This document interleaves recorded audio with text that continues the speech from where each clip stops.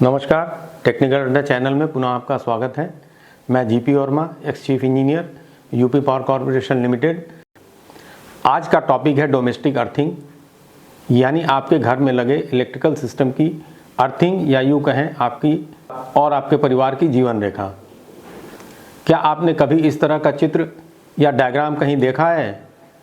ये अर्थिंग के लिए इस्तेमाल किया जाने वाला एक यूनिवर्सल सिंबल है। जितने भी इलेक्ट्रिकल अप्लायंसेस आप मार्केट से ख़रीदते हैं, जैसे AC, fridge, washing machine, mixer, grinder, press, उनके बॉडी के अंदर अर्थिंग पॉइंट पर यह एक सिंबल बना होता है। ये सिंबल ही आपके एवं आपके परिवार की जीवन रेखा है। क्यों, यह जानने के लिए वीडियो को अंत तक देखें। अब जानते हैं ये डोमेस्टिक अर्थिंग क्या भला है। अर्थिंग या डोमेस्टिक अर्थिंग आपके घर के इलेक्ट्रिकल अप्लायंसेस, या यूँ कहें कि कंप्लीट इलेक्ट्रिकल सिस्टम को ग्राउंड से जोड़ने का एक प्रोसेस है, जिससे आपका घर एवं आपका परिवार विद्युत के झटकों या इक्विपमेंट डैमेज या इलेक्ट्रिकल शॉर्ट सर्किट से उत्पन्न दुष्प्रभावों से सुरक्षित रहता है। कैसे कराएं ये बाद में डिस्कस करेंगे। पहले ये समझ लें कि कराएं ही क्यों अर्थिंग पर बेवजह पैसे खर्च करें। एक साधारण उदाहरण से मैं आपको इसकी इम्पोर्टेंस बताने की कोशिश करता हूँ। जिस तरह से समाज में दो तरह के लोग होते हैं, अच्छे लोग और बुरे लोग, उसी तरह से करंट भी दो तरह का होता है, अच्छा करंट और बुरा करंट। अच्छा करंट जो हमारे इलेक्ट्रिकल अप्लायंसेस जैसे AC, fridge, washing machine, grinder इत्यादि को चलाता है एवं हमें सुख सुविधा प्रदान करता है, हमारे सेवक की तरह काम करता है। दूसरा है बुरा करंट, जो हमें बिजली के झटके देता है, घर की वायरिंग में आग लगा देता है, इलेक्ट्रिकल अप्लायंसेस जला देता है एवं कभी कभी जान भी ले लेता है। अगर एनसीआरबी के वेबसाइट पर जाएं तो आपको पता चलेगा सिर्फ भारत में एक साल में लगभग 11,000 लोगों की मौत इलेक्ट्रोक्यूशन से होती है, और ये आंकड़े सिर्फ एफआईआर द्वारा पंजीकृत इलेक्ट्रोक्यूशन के ही हैं, इलेक्ट्रिकल एक्सीडेंट डेथ के हैं। तो वास्तविक आंकड़ा इससे कहीं ज़्यादा होगा। ये बुरे करंट का कारनामा है। अब बताते हैं कि उस बुरे करंट से निपटा कैसे जाए। जिस तरह से समाज में बुरे लोगों से निपटने के लिए हम पुलिस की व्यवस्था करते हैं, पुलिस होती है, उसी तरह से बुरे करंट से हमें बचाने के लिए अर्थिंग पुलिस होती है। डोमेस्टिक अर्थिंग इसी पुलिस का काम करती है। और अगर आपने डोमेस्टिक अर्थिंग करा रखा है तो आपके घर में ये 24 घंटे ये वॉच करेगा कि कहीं से बुरा करंट का प्रवेश हो रहा है तो उसको सीधे ग्राउंड तक पहुंचा दें। इस तरह से ये आपके और आपके परिवार की बुरे करंट से सुरक्षा करता है। मैंने अपने जीवन के लगभग 32 वर्ष ब्रिज सबस्टेशन पर बिताए हैं, जहां का वोल्टेज 1,32,000 से 7,65,000 तक होता था। वहां कई तरह के बुरे करंट होते थे। कुछ बैड करंट तो ऐसे भी होते थे जो हवा के रास्ते चल के सबस्टेशन में घुस जाते थे, जिसे हमारा स्टाफ हवाई करंट भी कहता था, और उससे एक्सीडेंट भी होते थे। इन सारे बुरे करंट से बचने के लिए वहाँ एनएसजी या ब्लैक कैट कमांडो टाइप की अर्थिंग पुलिस हम लोगों को मुहैया कराई जाती थी। पूरे सबस्टेशन एरिया में ज़मीन के लगभग 1 मीटर नीचे काफ़ी मात्रा में, लगभग 10 टन या उससे ऊपर 200 टन तक भी हो सकता है, जो सबस्टेशन के वोल्टेज, लोड कंडीशन और फॉल्ट कंडीशन के अनुसार डिसाइड होता था, उतने लोहे को अर्थ ग्रिड के फॉर्म में डाला जाता है एवं सारे इक्विपमेंट उससे कनेक्ट किए जाते हैं। और यही एनएसजी या ब्लैक कैट कमांडो टाइप की अर्थिंग जो हमारे डिज़ाइनर्स ने और जो हमारे यूपी पावर कॉर्पोरेशन के लोगों ने हम लोगों को अवेलेबल कराया, मुहैया कराया, उसके लिए मैं उन लोगों का धन्यवाद अदा करता हूँ। अब तो आप अर्थिंग का इम्पोर्टेंस समझ गए होंगे। डोमेस्टिक अर्थिंग भी उसी का एक छोटा रूप है जो सबस्टेशन पे अर्थिंग की जाती है। तो ये क्या आप नहीं चाहेंगे कि अपनी सुरक्षा के लिए, अपने परिवार की सुरक्षा के लिए एक सुदृढ़ डोमेस्टिक अर्थिंग सिस्टम को अपने घर में लगवाएं? अब हम उन कारणों को जानने की कोशिश करते हैं जिससे बैड करंट जनरेट होता है या फॉल्ट करंट उत्पन्न होता है। अगर आपके घर के किसी इलेक्ट्रिकल अप्लायंसेस में फेज या न्यूट्रल वायर टूटकर उसके अंदर उसकी बॉडी से चिपक गया, तो आप जैसे ही उसे ऑन करेंगे शॉर्ट सर्किट होगा, जिसमें आपको, अगर आपने उसे पकड़ रखा है तो झटका भी लगेगा और स्पार्किंग भी हो सकती है, फ्लैश ओवर हो सकता है, उससे चोट भी लग सकती है। मैं आपको अब एक सिंपल एक्सपेरिमेंट के द्वारा ये बताने की कोशिश करूँगा कि अगर आपके जो मोस्ट कॉमनली यूज्ड इक्विपमेंट घर का है, हाउस होल्ड का है, प्रेस, तो उसमें अगर लाइन या फेज का तार टूट के अंदर बॉडी में चिपक गया हो तो वो कैसे नुकसान करेगा आपको। ये एक सीरीज लैंप है। और एक बात मैं और अभी कह देना चाह रहा हूँ कि ये एक्सपेरिमेंट आप खुद ना दोहराएं, खुद ना करें, क्योंकि इसमें शॉक लगने का खतरा है। ये सिंपल सीरीज अरेंजमेंट है, सीरीज बल्ब अरेंजमेंट है। मैं इसकी सप्लाई ऑन करता हूँ। आप ये देख पा रहे होंगे कि ये स्टैंडर्ड प्रेस का प्लग है जिसमें एक लाइन है, एक न्यूट्रल है और ये अर्थ है, अर्थ का पिन है। तो अगर लाइन और न्यूट्रल ठीक है और अर्थ भी ठीक है तब तो ये प्रेस सही काम करेगा। लेकिन अगर ये लाइन का तार यहाँ से निकल के अंदर जो गया हुआ है वो बॉडी में चिपक गया तो जैसे ऑन करेंगे प्रेस में करंट आ जाएगा, और चूँकि ये अर्थ है इसलिए शॉर्ट सर्किट होगा और आपका एमसीबी गिर जाएगा। तो इसमें यही दिखाऊंगा मैं कि किस तरह से शॉर्ट सर्किट होगा। ये देखिए, ये सीरीज टेस्टर है, इससे जल गया। अब लाइन और न्यूट्रल के बीच में एक सर्किट हमारी बनी हुई है, तो ये देखिए, ये सर्किट आपको बनी हुई दिखेगी। लेकिन लाइन और अर्थ के बीच में कोई सर्किट नहीं है तो सप्लाई नहीं दिखेगी। इसी तरह से अर्थिंग और न्यूट्रल के बीच में भी कुछ नहीं है तो ये नहीं दिखेगी। लाइन को अगर हम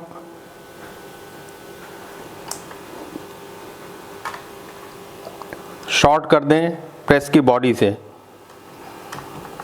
ये शो कर रहा है कि इसकी बॉडी के अंदर लाइन वाला तार टूट के कहीं चिपक गया है, जो कि एक फॉल्ट कंडीशन है।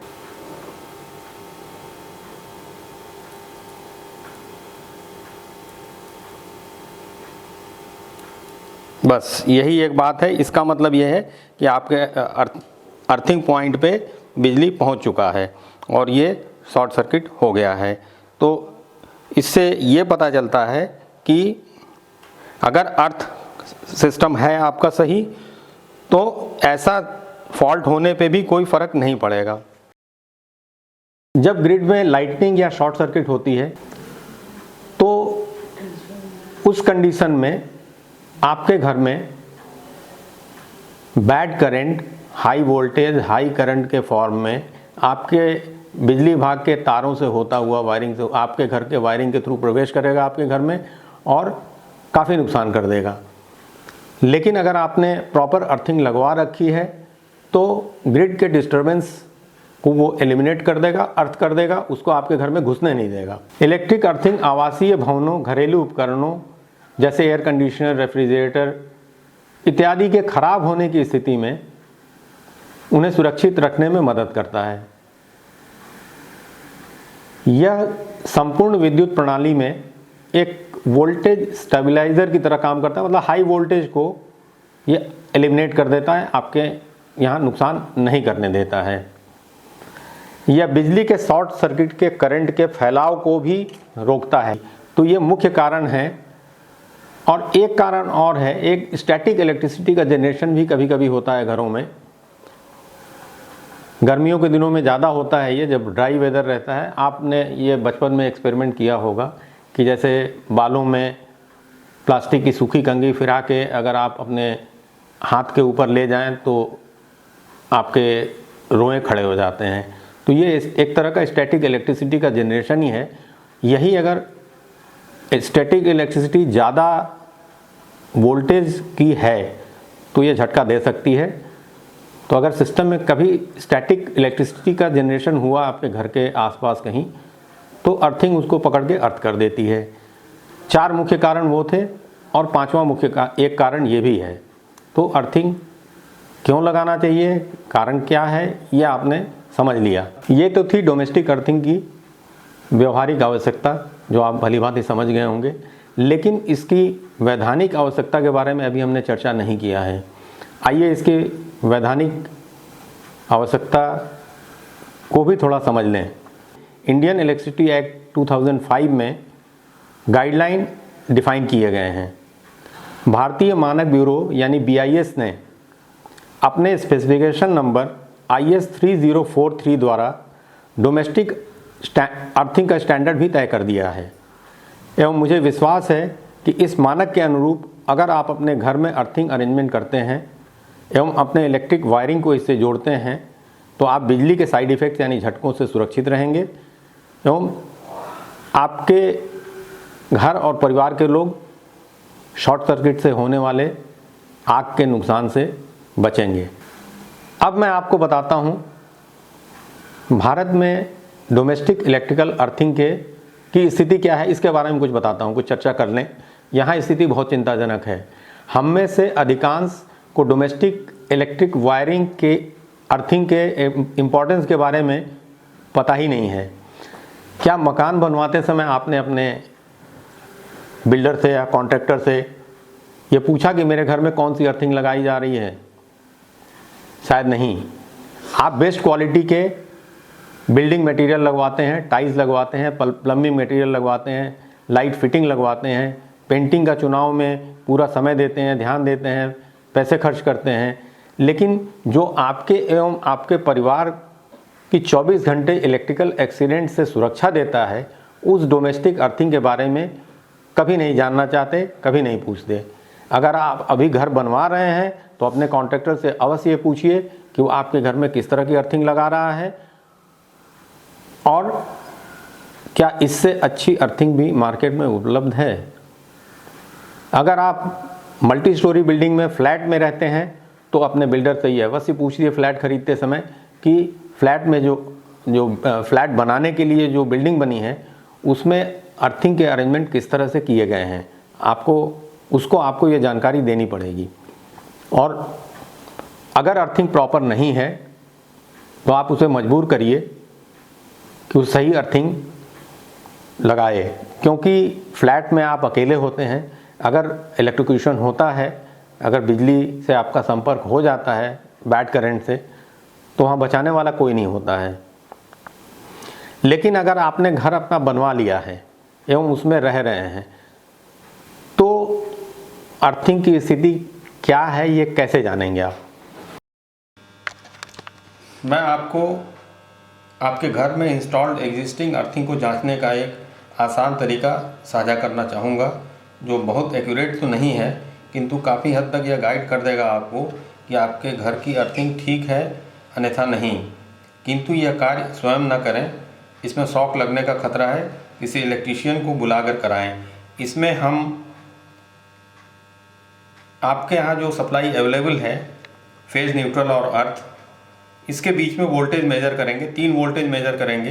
फिर मैं आपको बताऊंगा कि एक सिंपल सा इक्वेशन है, अरिथमेटिकल इक्वेशन है, उसमें इन तीनों वैल्यू को आपको डालना है और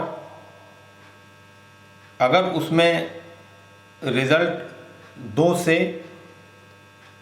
कम आता है तो इसका मतलब आपके घर की अर्थिंग ठीक है। अगर 2 के ऊपर आता है इसका मतलब आपके अर्थिंग को जांच कराने की ज़रूरत है। पहले देखिए, हम फेज और न्यूट्रल के बीच का वोल्टेज मेज़र करते हैं।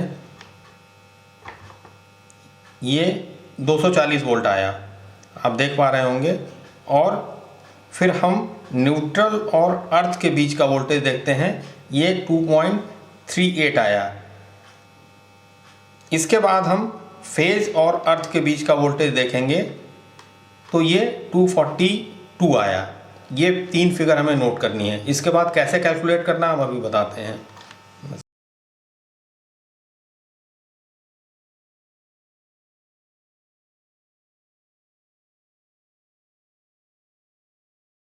अब तो आपने समझ लिया होगा कि डोमेस्टिक अर्थिंग का लगाने का क्या कारण है, इसका महत्व क्या है, इसको ना लगाने के नुकसान क्या हैं और कैसे इसकी जांच कर सकते हैं। तो मैं उम्मीद करता हूँ ये वीडियो आपको पसंद आया होगा। आपसे यह रिक्वेस्ट है, कमेंट बॉक्स में वीडियो से रिलेटेड कोई सूचना चाहिए, जानकारी चाहिए या कोई सुझाव देना हो तो कमेंट बॉक्स में कमेंट जरूर करें। मैं आपके कमेंट का इंतज़ार करूँगा। आपको अपने घर में किस तरह की अर्थिंग करनी है जो सफिशिएंट हो एवं टेक्निकली सूटेबल हो एवं IS 3043 मानक को जो BIS द्वारा निर्धारित किया गया हो पूरा करती हो, इसकी जानकारी मैं किसी अगले वीडियो में दूंगा। आज के लिए फ़िलहाल इतना ही। नमस्कार।